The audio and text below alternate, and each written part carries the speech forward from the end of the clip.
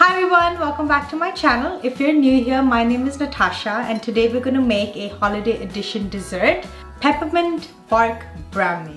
We're going to first start with the brownies, butter and chocolate. All the amounts are in the description below. I'm going to heat this and melt it over a double boiler. The reason we use a double boiler is because we don't want the chocolate to get burnt, or you can heat it in the microwave in 30-second intervals. Once your chocolate and butter is melted, you want to wait till it cools down, because if we add the eggs and the sugar to this, the eggs are just gonna cook and you're gonna have scrambled chocolatey buttery eggs, which I don't know if it sounds good or not. So my chocolate and butter mixture has cooled down. I have turbinado sugar. You can use regular white sugar as well. Even coconut sugar works really well. Add it in. I'm gonna mix until combined. Then I'm gonna slowly add my eggs to it. Make sure you add your eggs one at a time and mix again. The reason why we add the eggs one at a time is so it properly mixes in with all the wet ingredients. Once the wet ingredients are properly combined, I'm going to add my the flour, cocoa powder and salt.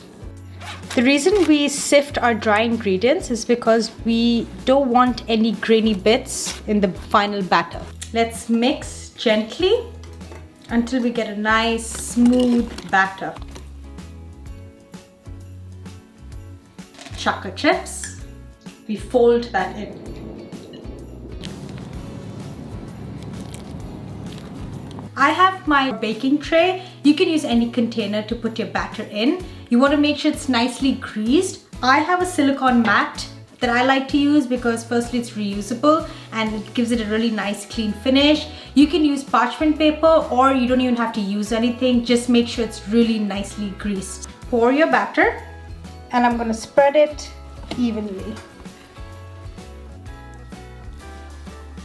Our oven has been preheated at 350 Fahrenheit. Once we spread it, it's going to go in there until a toothpick comes out almost clean. And if a few crumbs are stuck to it, that's good, because we want it to be soft and chewy. That looks like a beauty. I'm going to put it in now. So my brownie's done. You want to make sure it's completely cooled, because if you put the peppermint filling and the ganache on top of this, it's just gonna melt and it's gonna be a big mess. Once your brownie is completely cooled, that's when we make our peppermint filling. We take our powdered sugar. I'm using a stand mixer. You can also use a hand mixer or just use a regular whisk. I've got condensed milk, half a teaspoon of vanilla essence or extract, and the star of the filling, peppermint extract, and just the tiniest pinch of salt. It should be super fine salt. I like to mix it once before I actually start, otherwise there'll be sugar all over. I'm going to use the paddle attachment and very gently mix. So your mixture will seem stiff, but it's still going to be spreadable. That is the consistency you want. Take your peppermint filling and spread it onto your brownie batter. So now if you're finding the filling too thick and it's not spreading, just dip your spatula in hot water and that will help it spread a little bit more. Don't worry about getting your filling to the edges, because we are going to cut that off, because I prefer the soft moist part of the brownie. I'm going to put this in the fridge now for about 15 minutes so it can set. And the final layer is going to be the chocolate ganache. While your brownie is cooling with the peppermint filling, we'll make this.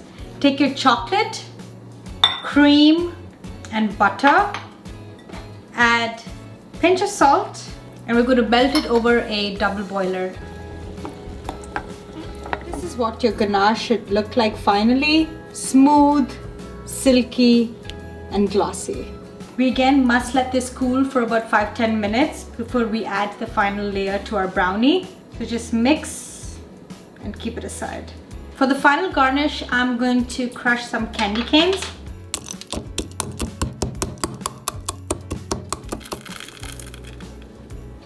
I'm gonna take the brownie out. I'm gonna put a cooling rack in my baking tray and then put it back on.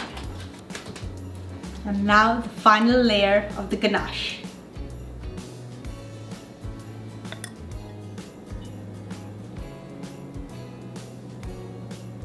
Final layer, candy cane sprinkles.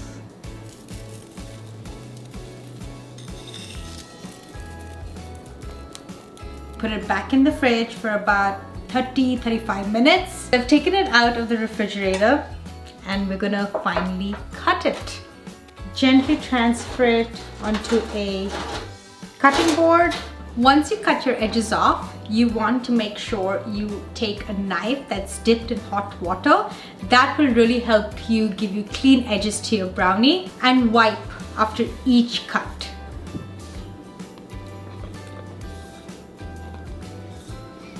The taste test. I don't know if you can see, but the layers are so distinct.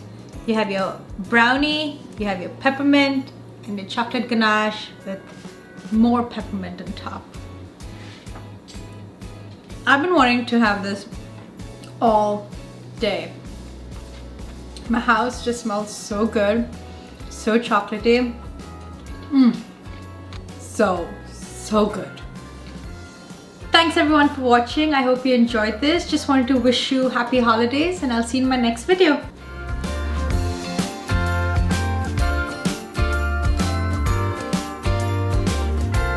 Wait, it's just not fitting. Okay, yeah.